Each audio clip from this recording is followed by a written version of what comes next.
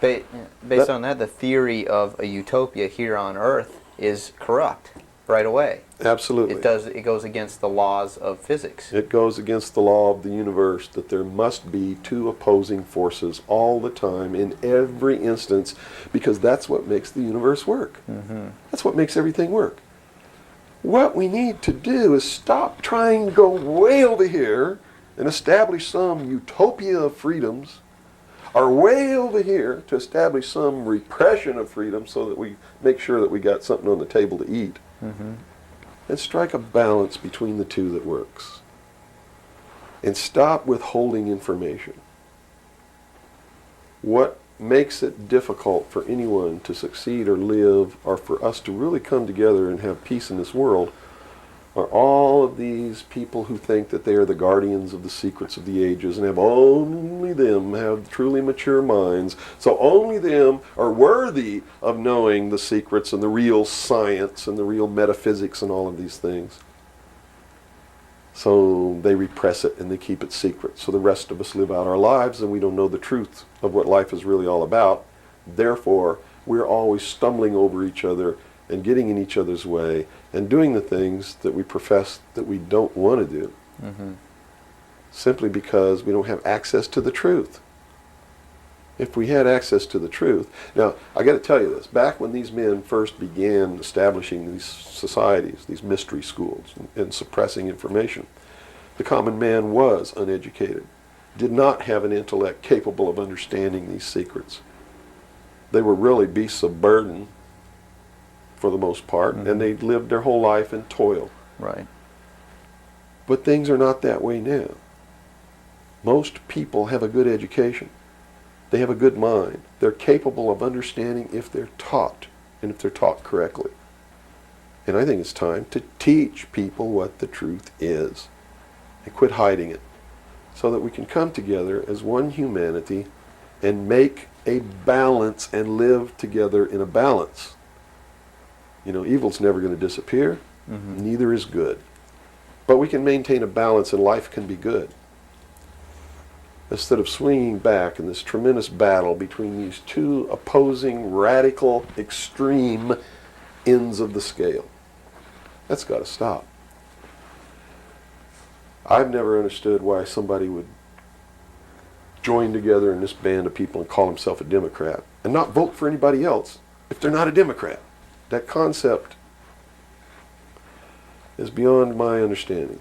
And Republicans and Libertarians and Populists and Communists and Socialists and this and that, and blacks and whites and Indians, and there are so many sects and groups and segments, and we're so fragmented that getting together is going to really be difficult. But we've got to do it. Because if we don't wake up and do it ourselves, these men who meet in secret and plot the manipulations are going to do it whether we want it or not, and they're going to do it at the point of a gun. And they're going to take away everybody's freedom because they don't consider us responsible. Capable of having that freedom. Are capable, or even of using our intellect. So they'll put us in shackles and control us and force us to be peaceful. That's what the plan is, and that's what the New World Order is all about. Well, we've run from UFOs right to this. And at first, a person might watch this and say, wow, this is really strange. But where we've come down to, based on that beginning, is quite in the realm of common sense. Well, it's not strange at all. It's what they've been trained all their life, that if they hear these buzzwords, they're listening to some loony idiot talk, and it has no substance to it. Once they get into it, though, and begin to understand that everything is interconnected, it's leading us toward one end. A one-world totalitarian socialist government, and begin to see it coming to pass all around them in their life, and understand that nothing happens by accident. It's been planned for many years. Then they begin to understand that UFOs play a big role in this. Because if they're real, it's the most significant thing that's ever happened in the history of man, and may be the driving force behind locking up the human race. Because how could a UFO land in a place like Macon, Georgia, and somebody who doesn't look like us get out, walk down the street? And I'm not trying to insult the citizens of the state of Georgia. What if they landed in Newark, New Jersey, and got out and walked down the street in a society that kills people because they sit in the wrong seat on a bus?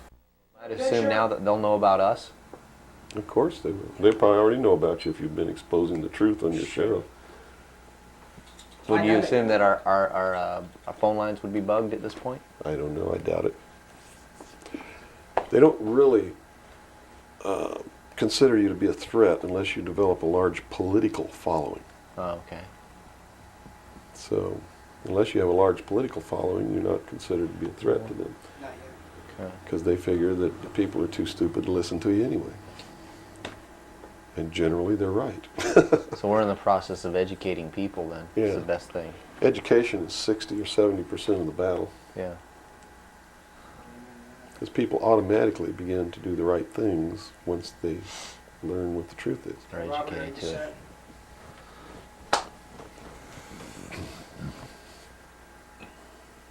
Yeah. No, hold on. Okay, I got it. Ready? Ready. Okay, go ahead. Let's go back into the Kennedy situation here. Now, the Warren Commission was highly publicized. All the things that went on there. I was shown a videotape just yesterday of was it a Zapruder film? It is the Zapruder film. Okay, and it clearly showed to me that a number of things. One in which that the film was obviously tampered with. Absolutely. but not tampered with to the point where I couldn't tell that the driver of the limousine was pulling a gun, or what appeared to look like a gun, around his shoulder and shooting President Kennedy in the head. That caused his head to snap back. Did the Warren Commission see this? It seems so. The Warren Commission never looked at the Zapruder film, ever. So they never saw it. Now, I don't know who testified during the Warren Commission about the Zapruder film, if anybody did. But I do know that later at the investigations of the House Select Committee on Assassinations, that a man was specifically hired as an expert witness to view the Zapruder film and tell the committee what it showed. And that man's name is Robert Groden. He wrote High Treason, which is a bestseller out now on the Kennedy assassination. And he was one of the many so-called technical experts for the making of Oliver Stone's film called JFK. He's also a fake, a fraud, a traitor, a liar. He was hired by the House Select Committee on Assassinations based upon his resume, which says, very simply, that he is the world's foremost #1 photo analyst, which is a lie. He never went to school in photography. He never was a photographer. He never was a photo analyst. And I got to tell you right now that the world's #1 foremost photo analysts are all come out of the military intelligence community, who are trained to interpret high altitude photography and learn what really is there. He never served in that capacity either. He looked at the Zapruder film and he told Congress, he told the committee in testimony, he testified, both in written and in verbal form, that William Greer never took his hands off the steering wheel. And that's a blatant lie. I mean, anybody can look at the Zapruder film and see that William Greer takes his hands off the steering wheel. And even if you couldn't see it, if they cut out the frames, you can still see that William Greer, if this were the seat of the car, is turned all the way around with his right side against the rear cushion of the front seat, looking directly at President Kennedy in this attitude, and it is a physical impossibility to have both hands on the wheel in that attitude. So we know that Robert Groden, #1, was not who he said he was, had no expertise to be doing the job that he was hired to do. #2, even if he had no expertise, it is plainly visible in the film that William Greer could not possibly have had both hands on the wheel.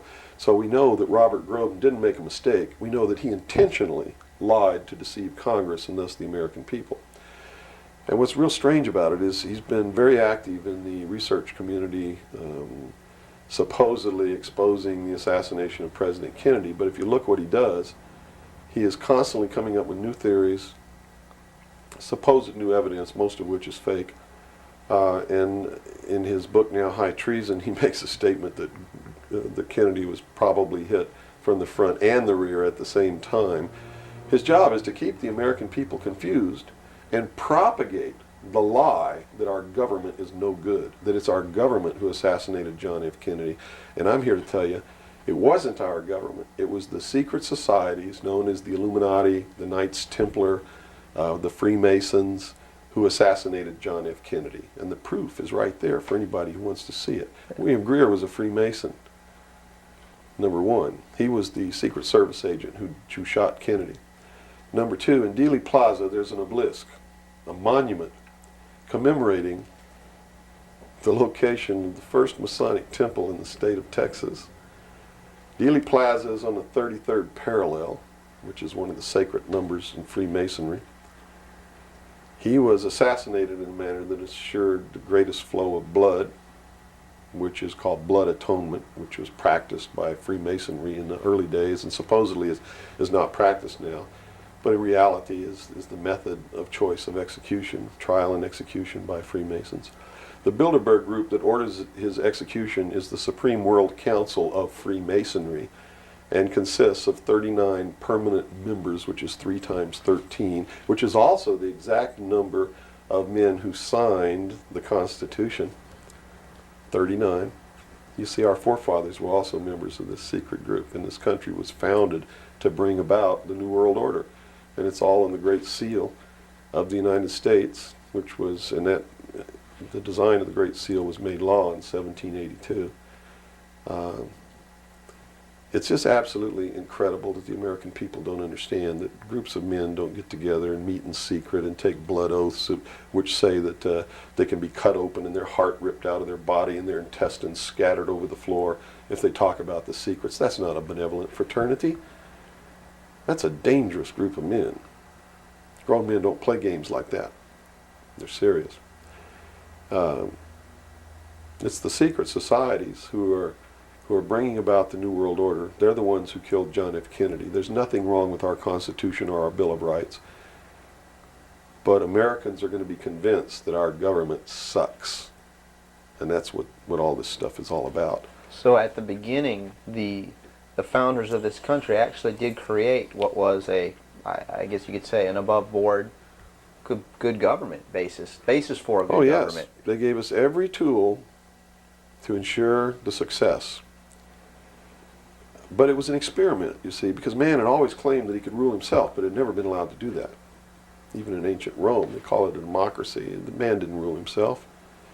He was ruled by other people who made man think he was ruling himself. But the truth was, a Roman centurion could march down the street and grab anybody they wanted to and make you do whatever they wanted to, or just execute you on the spot. And that was the truth of the matter. Those weren't free people. In the history of the world, there had never been a people who were truly free or who truly ruled themselves until the United States of America was created as a republic by which we ruled ourselves through elected representatives whom we sent to the State House, either in the States or to Congress, to do it. They also gave us every tool by which we would destroy ourselves if we weren't capable of doing it. The United States and France, the revolution in this country and the revolution in France, were created to bring about governments which would function as the antithesis to the kings and queens of the world and cause them to topple off their thrones. It also gave man a chance to prove once and for all whether he could rule himself or not. And if he could, fine. That would be the New World Order. If he couldn't, they built the tools into the Constitution to allow them to take it away from us. And those tools are the creation of the federal democracy within the boundaries of Washington, D.C., and the right to contract, through which, if we were irresponsible, we would contract to receive rights from that federal democracy and thus, in return, give up our freedom. And that's exactly what's happening. It's exactly what we've done. John F. Kennedy was short-circuiting the New World Order. He had ordered the printing of constitutional money, United States notes, which would have destroyed the Federal Reserve, which is not an agency of the United States government. It's a private corporation owned and operated by the world bankers, controlled by the Illuminati. And its purpose was to destroy the middle class in this country and thus our economy. and throw us at the mercy of the New World Order. And we see this unfolding now. You see it unfolding now. You are seeing, and I predicted this well in advance, you are seeing the destruction of the economy of the United States. And it will continue. It will not get better. It's downhill from here on out. Unless we nationalize the Federal Reserve, lock up the criminals who own it, cancel the debt, which will then bankrupt the Illuminati, which is exactly what we ought to do, print constitutional money, which cannot be usurped, which cannot lead to our destruction, and go back to what we're supposed to do, and quit contracting for benefits. We're escaping from the laws of nature, and there's a terrible consequence for that. Mm-hmm. Terrible consequence. We have to function within the laws of nature. You can't contract for somebody else to keep you alive. You have to be responsible within your life to keep yourself alive. Mm-hmm. And if you can't do it, then you have to die. That's the law of nature. You see. Kennedy also did a lot of other things. I mean, he was a believer in the Bible. These men who are bringing about the New World Order don't believe in the God of the Bible. They believe in the God of light, Lucifer, the angel of light, who was flung down to the earth and became the Lord of the world. That's their God.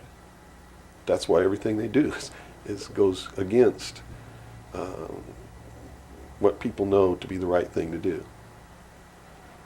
They believed that man was held prisoner by a vindictive, cruel God named Jehovah in the Garden of Eden.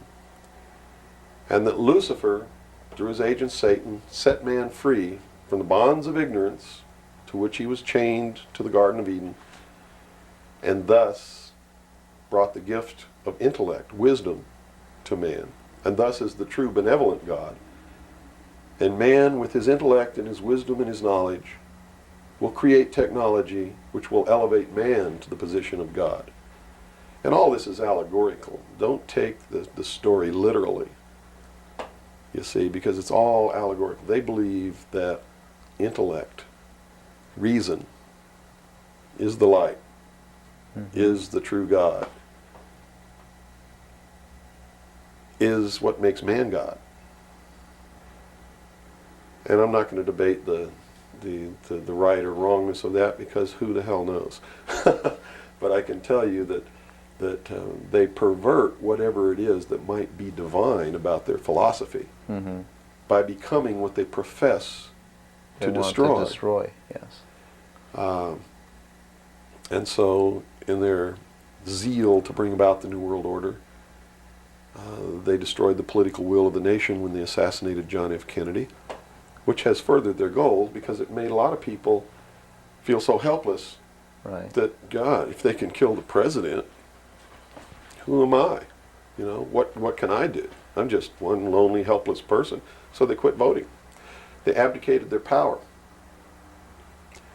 And, of course, through agents like Robert Groden and many others, Oliver Stone, they're being convinced that our government sucks, that our government is the problem, that the Constitution doesn't work, that the Bill of Rights aren't real. We're playing right into their hands, in other words. We're playing right into their hands, because there's nothing wrong with the Constitution or the Bill of Rights or our government. It's the people. You see, it's been infiltrated. And from within, they are eating at the heart of this nation like a cancer, this secret society. They are destroying it. They are subverting it. Our Constitution has not been allowed to work since 1945, and maybe even earlier. And they have been working behind the scenes to bring about a one-world totalitarian socialist government with the Communist Manifesto as its platform, through the United Nations, which was created by this nation from an older organization called the League of Nations, which was the original foundation. And at the highest levels of our government, the Constitution's already been scrapped, and they are working under the aegis of the UN Participation Act and the United Nations Charter. Which says what? Which says that there are no rights, there are only what you call privileges. And privileges can be granted or taken away at will by the state. Quite frightening scenario. It's a very frightening scenario, and people better wake up to the fact that unless they wake up and do something about it now, there's only going to be one alternative. And that's either take up arms, restore the Constitution, and the blood will run in the streets of America, or reach down and put the shackles around your own feet and march off into slavery peacefully.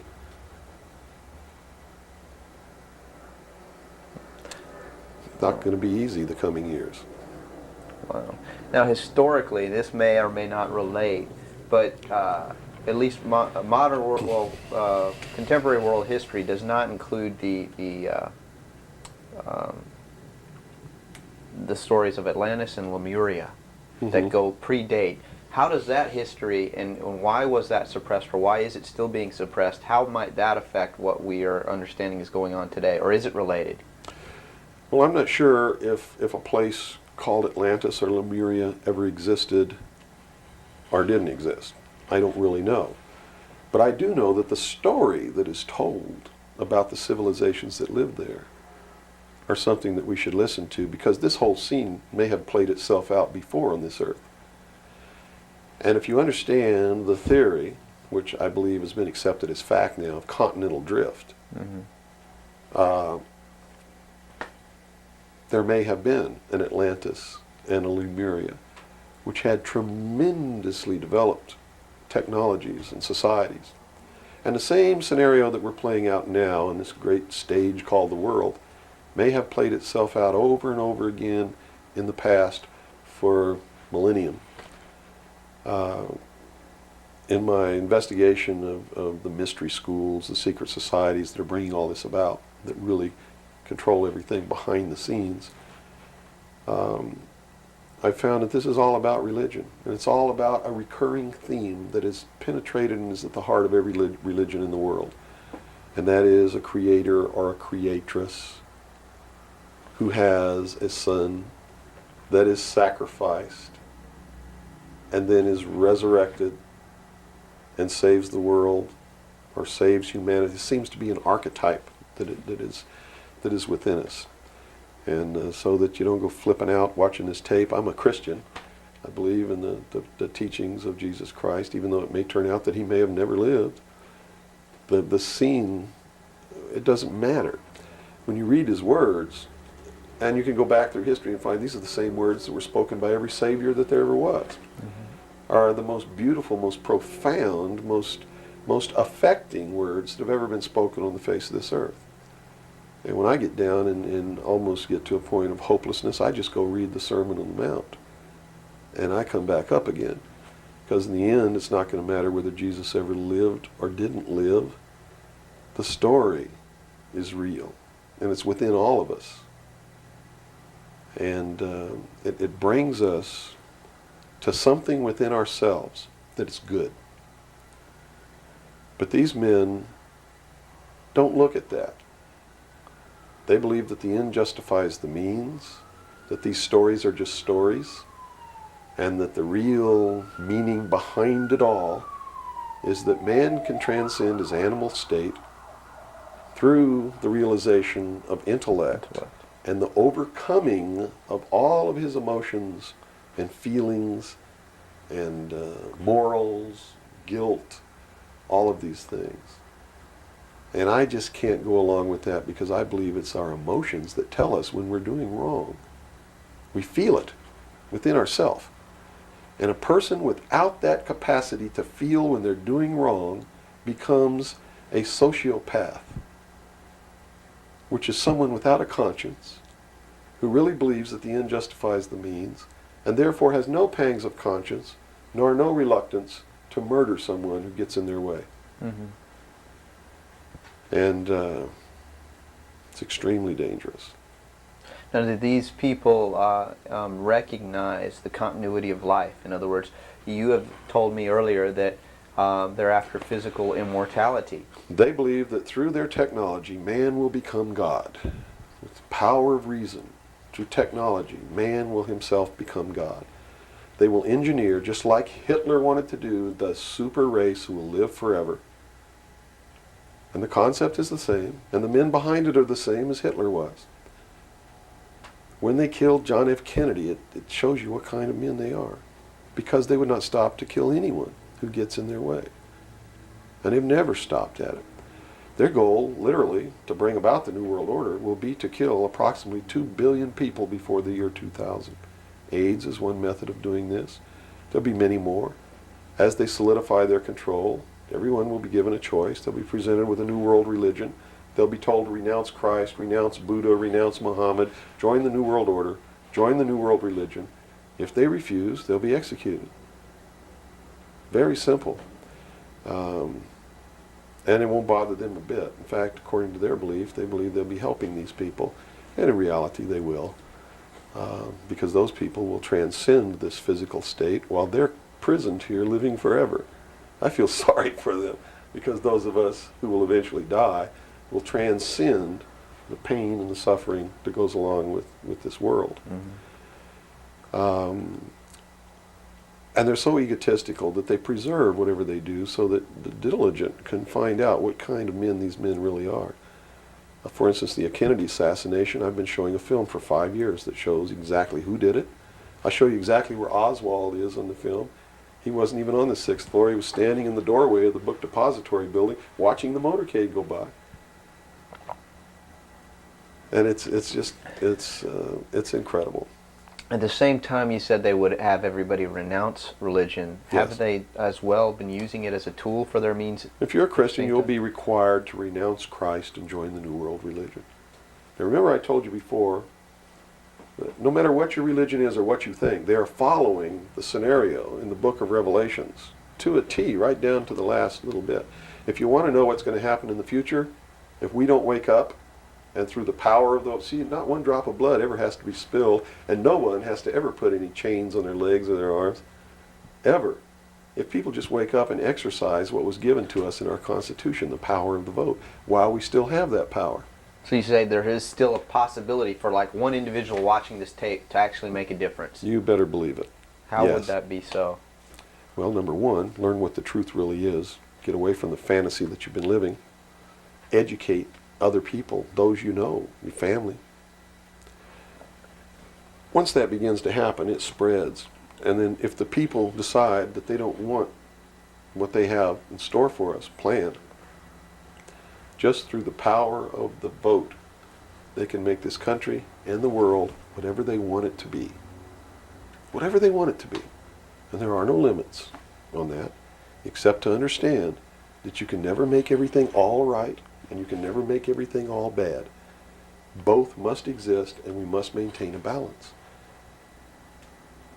And we must become responsible. If each individual on this earth learned to walk in a divine state of grace, responsible for themselves, their family, their city, their state, their country, and for the world, And to the laws of nature? and to the laws of nature, and actively participate in solving the problems of yourself, your family, your city, your state, your country, and the world, there could never be a group of men meeting behind closed doors in secret that could ever control anybody.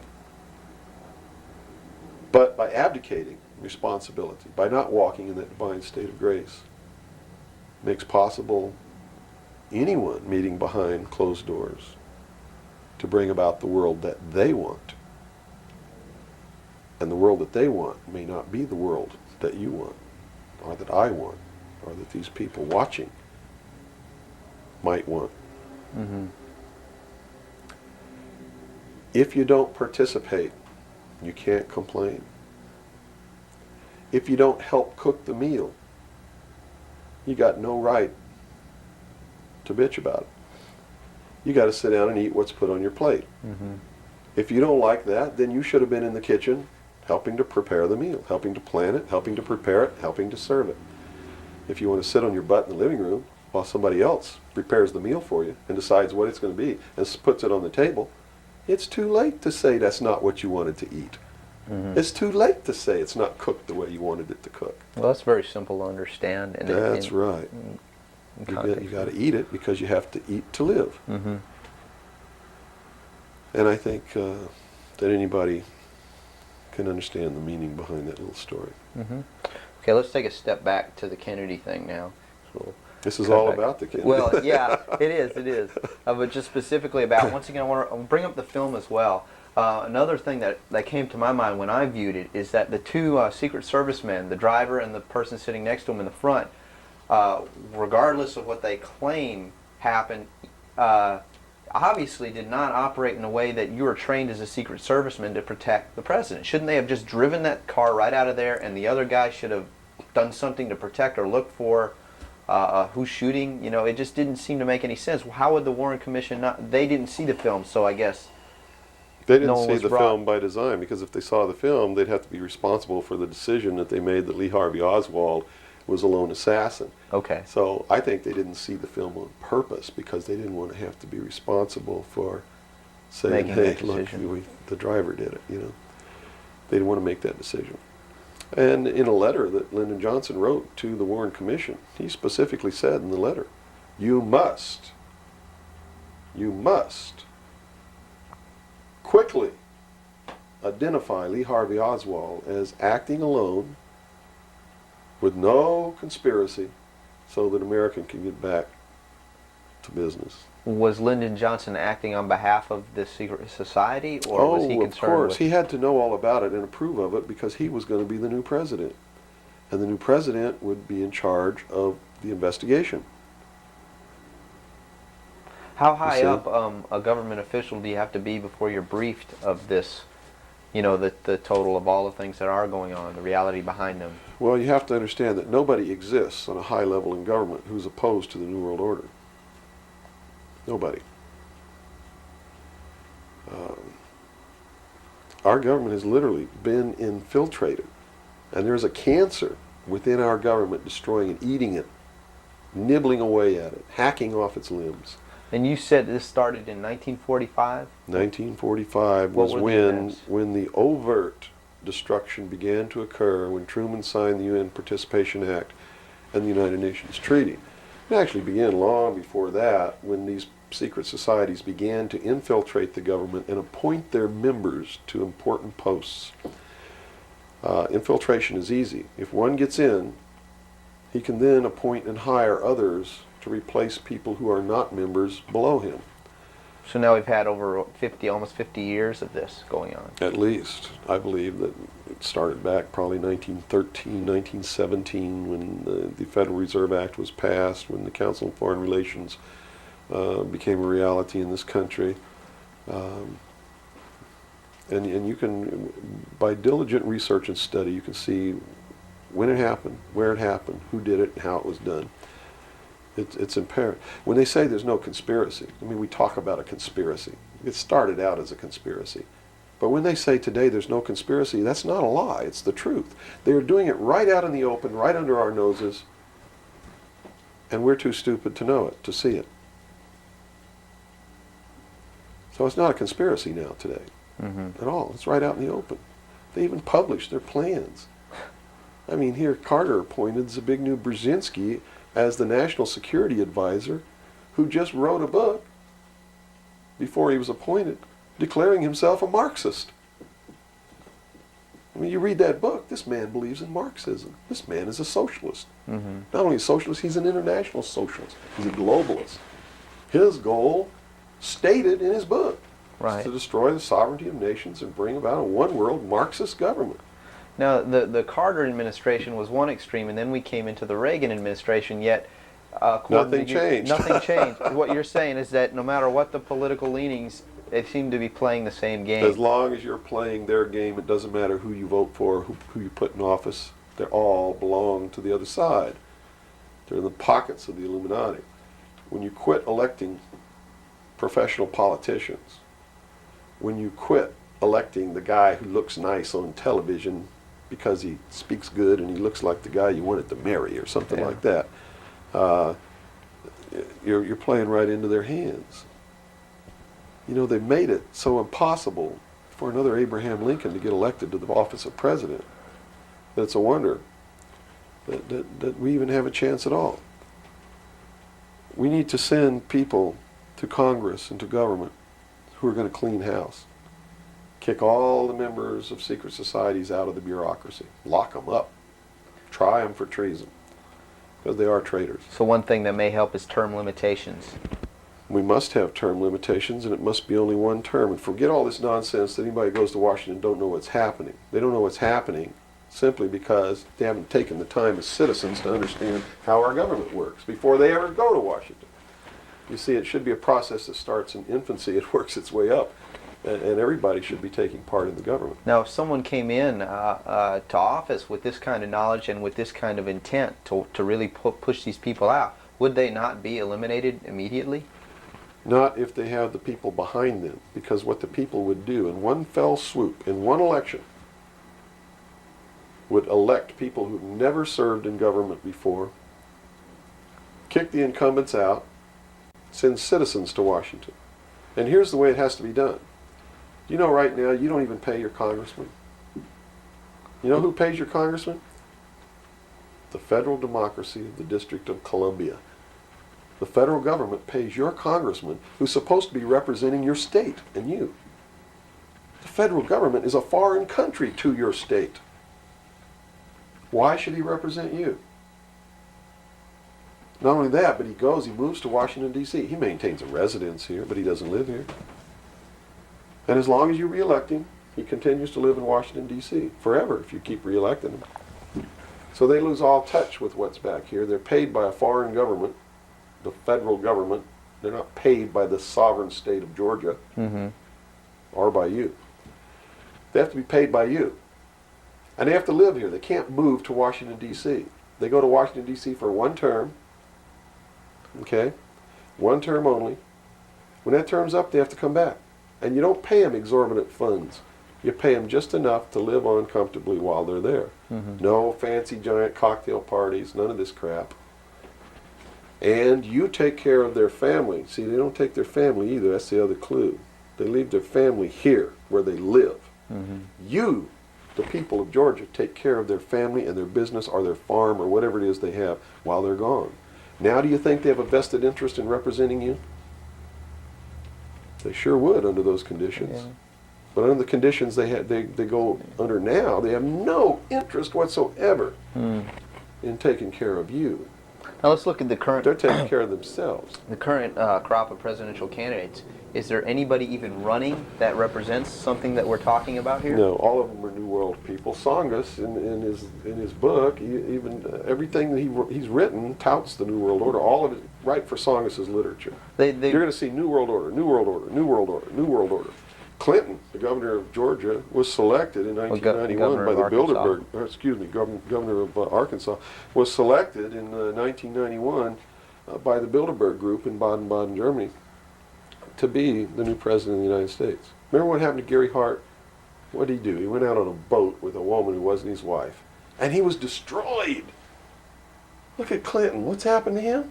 Nothing. The press is on his side. They're helping the guy. You know why? Because he was chosen by the people who own the press to be the next president of the United States. Now, I don't know if he will be or not. That's up to the American people. But if they get their way, he will be. Bush is one of the most heinous criminals that's ever walked on the face of the earth. Bush is the man who's been a CIA agent since his college days. He's a member of the Skull and Bones, the Russell Trust. He was initiated in a casket with a ribbon tied around his genitalia, which symbolizes that he's a priest in the temple of Isis. A pagan, this guy. This man is a member of the mystery schools. Well, he has the outward appearance of a good Christian, church-going Christian, no? They do whatever they have to be approved by the people, but in secret, they're not at all.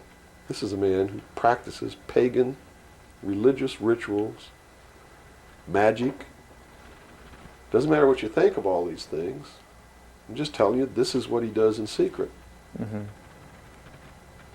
He is the man who, when he was chief executive officer, when he was president of the offshore division of Zapata Oil, organized and began the first large-scale drug smuggling operations into this country. George Bush is the one responsible for the drugs on the streets.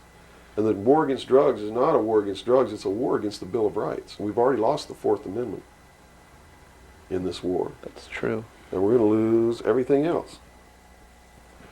You watch it amazes me.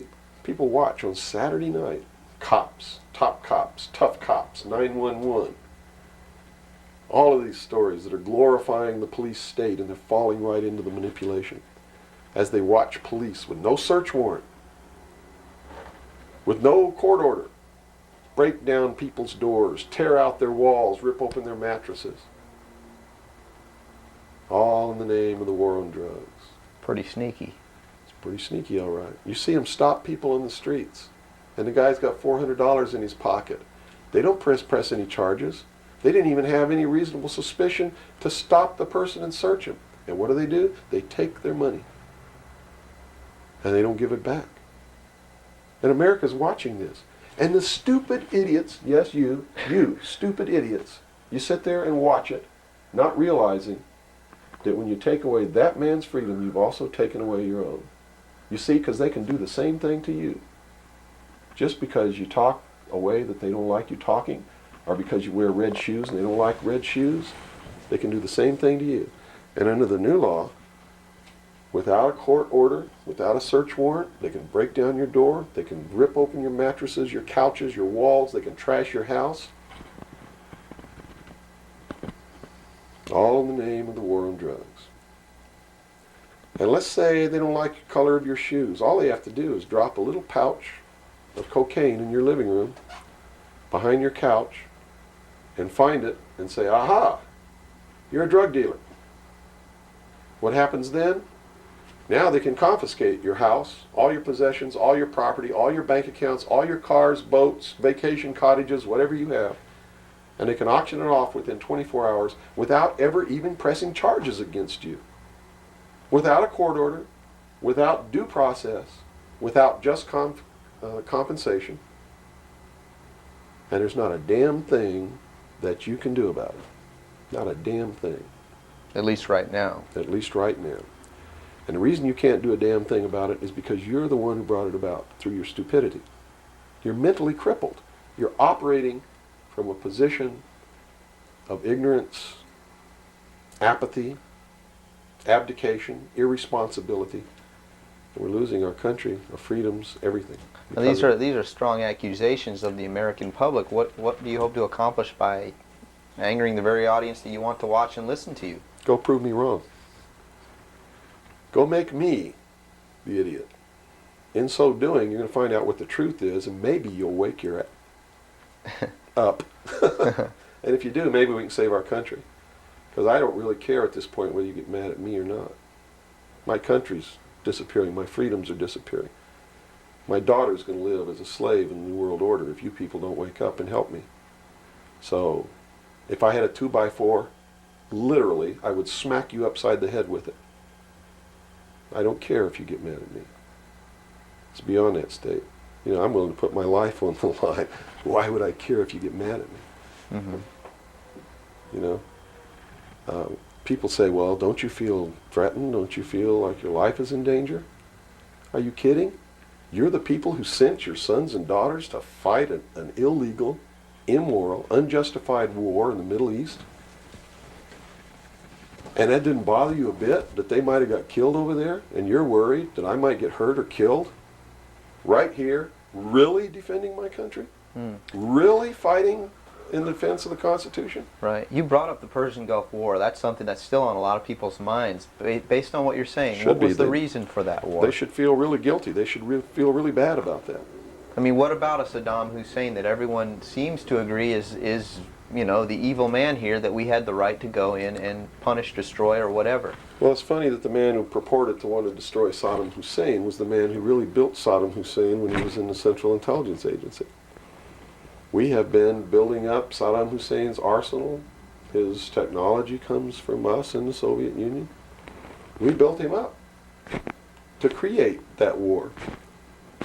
We did it for a purpose, and the purpose was, look at this. If George Bush knew what he was doing, how come he didn't know what he was doing? Here's what he said. We've got to send troops to the Middle East because we can't afford to pay $26 a barrel for oil. That's on tape. Next he comes out and he says, no, it's not about the price of oil. It's because Saddam Hussein's not going to stop at Kuwait. He's going to go into Saudi Arabia, and those are our friends, our buddies. So we got to go defend Saudi Arabia. And then James Baker says in a press conference, nope, it's not about Saudi Arabia, it's not about $26 a barrel for oil, it's about jobs. Folks, we're going to get you a job, and to do it, we're willing to kill your sons and daughters. Yes, sir, we're going to send them off to get killed so that you can have a job. Prosperity. That's what it's all about. Well, what was the actual scenario if we hadn't have gone in? Well, see, that's not the end of it yet. Okay. Then George Bush comes out and says, whoa, the White House is flooded for telegrams. They don't want their sons and daughters to get killed for a job. It's not about jobs. It's about naked aggression. Yes, sir, there's a little Hitler over there called Saddam Hussein. Yeah, and we're going to go destroy him because the world doesn't need another Hitler. Never mind Pinochet in Chile, who's another Hitler. Never mind all the other Hitlers in the world. Was that Never mind Tiananmen Square. Well, then then people would say, well, the American government's not interested in that because money is not in it's the oil here. We're talking about money. No. So you're saying it's not even that. No. They've been planning this war for years. In fact, Arco Press wrote a book about it. The name of the book is Rapid Deployment Forces. It was published in 1985. It names Kuwait as the country. It talks about Operation Bright Star, where they've been practicing the war every year since the early 80s, sending troops over there practicing the war, liberating Kuwait. It's even named in the book. The whole thing was spelled out years ago. What it was all about was to establish the New World Order. You see, because for the first time in the history of the world, it's established the legal international precedent that the United Nations could pass a resolution and send its police force to enforce that resolution, and that the member nations would have to pay for that action. And George Bush said it very clearly, but nobody was listening when he said, no longer will any nation stand against a world united. And with that action, he established the legal foundation in international law that the United Nations is now legally and overtly the one world government, and that the United States military forces and the other forces that were sent by other countries were established as the one world police force under the United Nations. Have you seen the new Air Force uniforms yet? Nowhere on them does it say United States or U.S. They are United Nations uniforms. Go look at them. What role in the Middle East again does Israel play in this? Israel was created as the instrument to bring about the Battle of Armageddon and the fulfillment of prophecy, a war that will be so terrible, where nuclear weapons will be used, so that the American citizens and the other people in the world will get down on their knees and beg for no more war. And what is the answer to that? They're going to be told the only way we can guarantee no more war is if we destroy the sovereignty of nations and we come together as one humanity in a one world government. Right. Now I'm telling you, unless the American people wake up and stop it, starting in about 1996, the Battle of Armageddon will become a reality. Not because two nations got mad at each other and decided to fight, and that's why Saddam Hussein was not destroyed. He will be the instrument that will bring that to pass. Right. Yeah, they purposely did not go in and do that. Saddam Hussein will be portrayed as the Antichrist. Babylon is in Iraq. Read the book of Revelations. Whether you believe in the book or not, read it, because the men who are bringing this about are using it as their script. Well, the UN did indeed charter Israel as a sovereign nation. They were the ones who created this state. That is correct. It was really created by Great Britain and the United States, with the United States being the major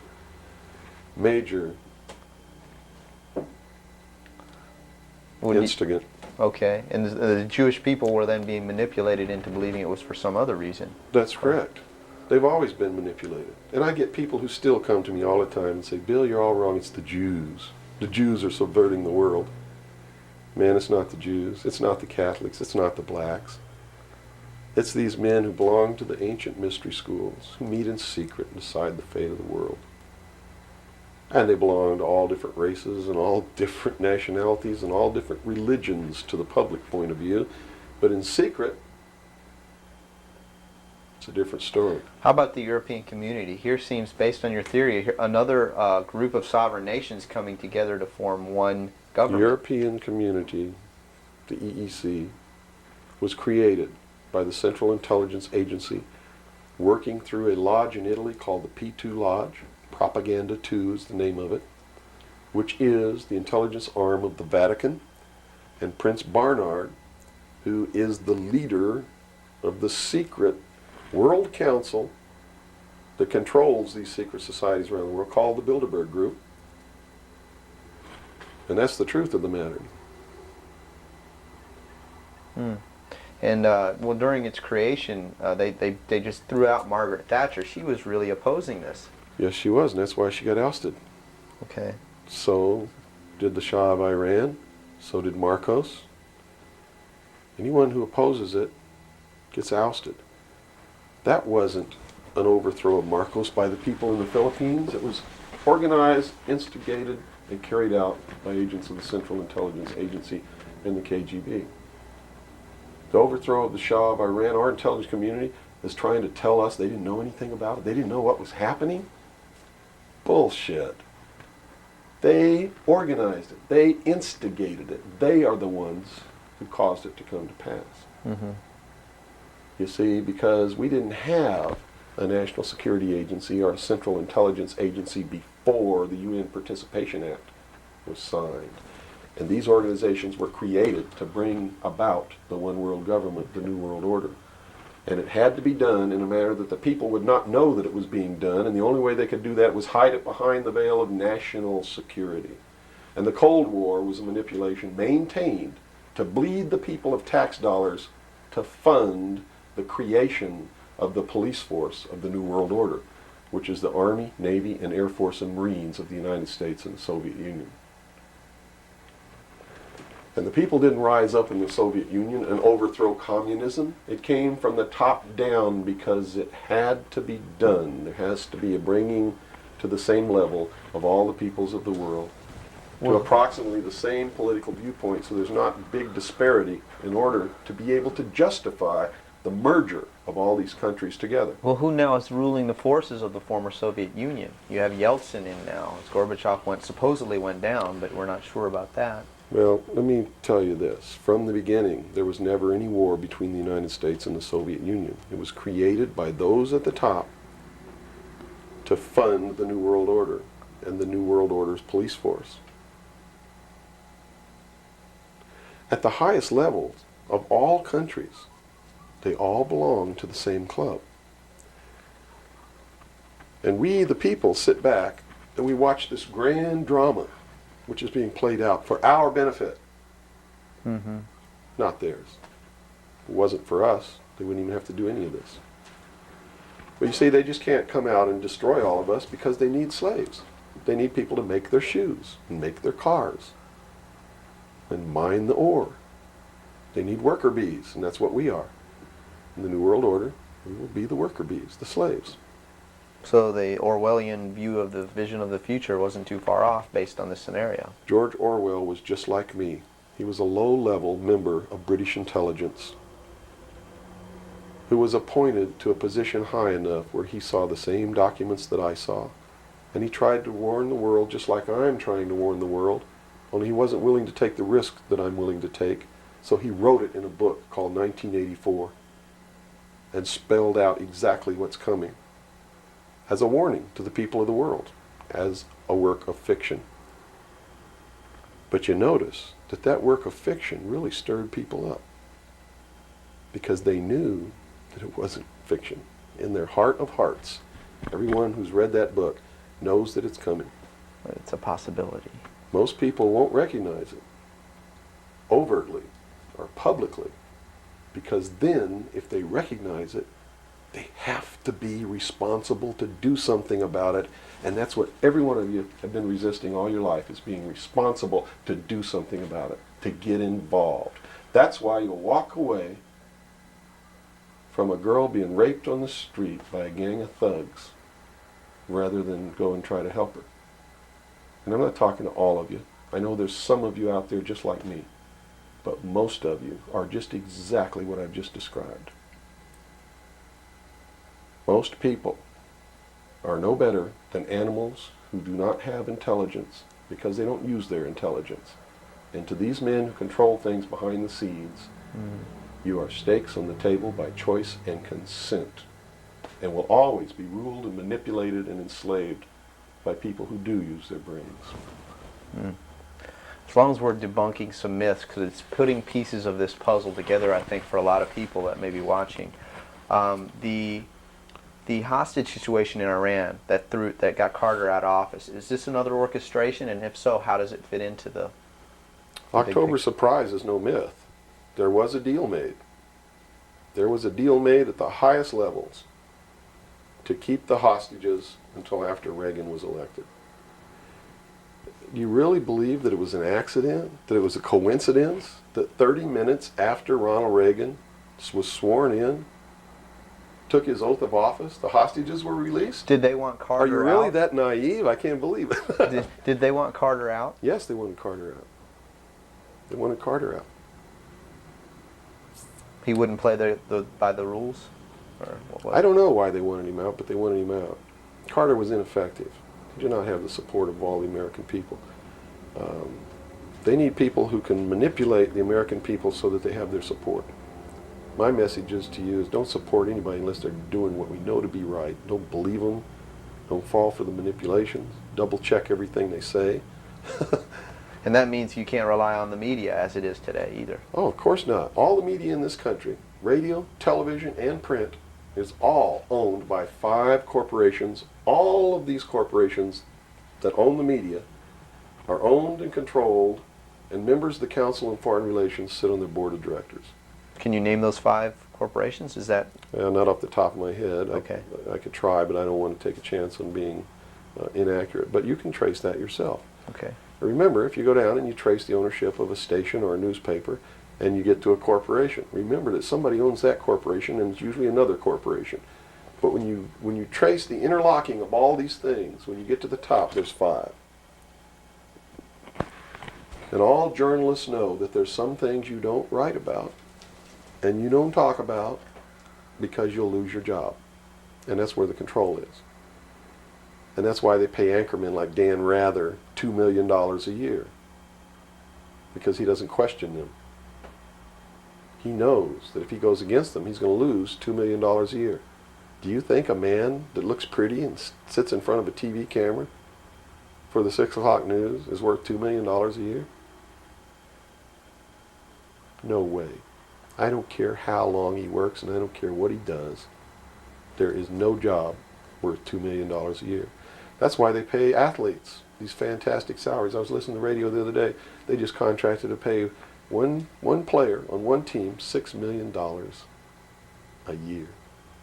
Can you believe this? And why is that? It's the Roman circus. What does the emperor do when the people become restive, and when the people are asking questions, and when the people don't like the policies of the emperor? He sends them to the circus. He creates a circus. He builds a giant coliseum.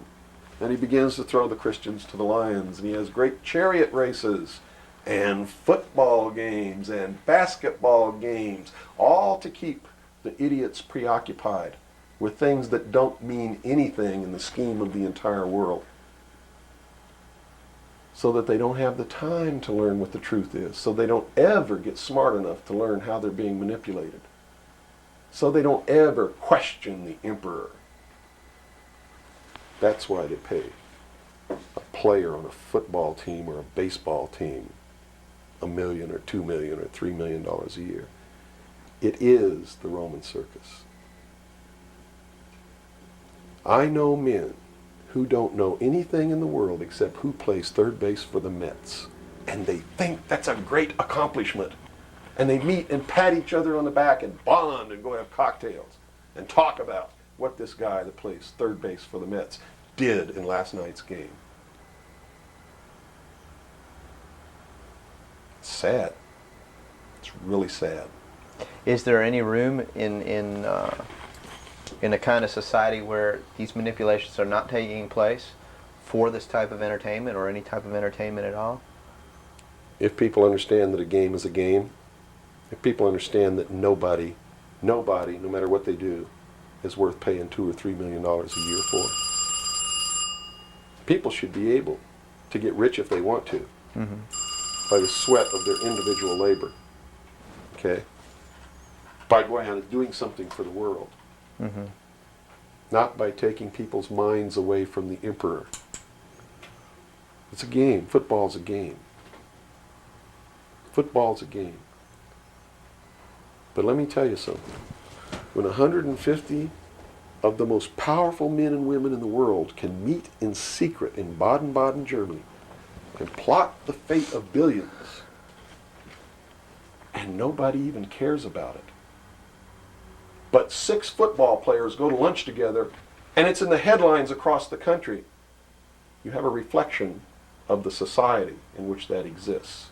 And it is a sick, sick society that is doomed to self-destruction. So based on that scenario, there's some truth into what these men are looking at. Absolutely, and that's what makes me so sick, is that I'm trying to wake up a people who on a daily basis are proving the ones that I'm warning them about to be right. Mm-hmm. Well, so that even though a minority, there are people out there that you recognize are awake to this, if they don't do something about it, they will lose that ability to be free in that way. That's correct. Whether they might think, well, I don't need to worry about it because I know what I know and I'm fine. That's It doesn't right. work that way. There's Yes. a connection here to everything. That is correct. That is absolutely correct. A nation of people who are willing to send their sons and daughters that they profess that they love to a foreign country to die, and they use the excuse to themselves that they're sending them off to defend our country, and they know damn well that's a lie, are doomed. It's funny, there's a parable, you said Ben Franklin earlier was even a part of this. Yes. A parable of Ben Franklin, I don't know if you're familiar with it. He paid too much for the whistle. He came up when he was a young boy. Are you familiar with that parable? No, go ahead. When he was a young boy, he was given an allowance. And, you know, it was a decent amount of allowance. And he was going to the store to get a toy. You know, he was very excited about that. And along the way, he met some boys who had this whistle. You know, and he saw that, and he saw the little boys blowing this whistle, and he thought, wow, the greatest whistle, this is the greatest toy. He really wanted this thing. Mm-hmm. So without asking, he gave all his money away, you know, to these boys for this whistle. And he went home, and sure enough, he got very bored with it, and he had no more money to buy something that was really, you know, worthwhile to him. Sure. And so from that point on, he had a saying that said, you know, don't pay too much for the whistle. And I think somehow that relates here. He's also the one, when the Constitutional Convention was finished, when they wrote the Constitution and signed it, when it had been signed, he walked out the doors. Someone outside, I forget who it was, I believe it was a reporter for one of the newspapers in the 13 colonies, asked him, he said, "What have you wrought, Ben?" Ben looked at him and he said, "A republic, if you can keep it."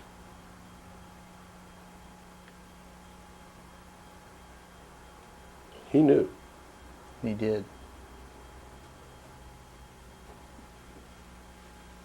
And that's a good place to end. Yeah, I think so.